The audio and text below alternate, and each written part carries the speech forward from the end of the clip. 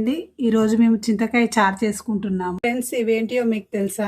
ఇవి చింతకాయలను ఉడకబెట్టుకున్న తర్వాత వచ్చే గింజలను ఇలా చిన్నప్పుడు మేము ఒక పుల్లకి గుచ్చుకొని ఇలా కాల్చుకొని తినేవాళ్ళం.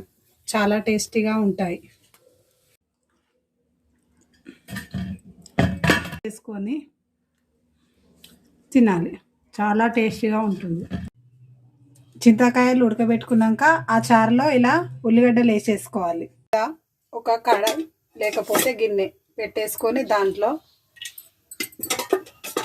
2 పావుల నూనె వేసుకోవాలి. నూనె వేడెక్కాక జీలకర్ర ఆవాలు వేసుకోవాలి.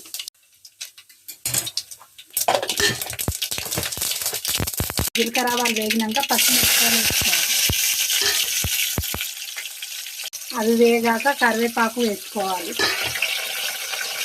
కరివేపాకు వేగినాక పసుపు వేసుకోవాలి. ఇలా చేసుకున్న పోపుని చేసుకోవాలి.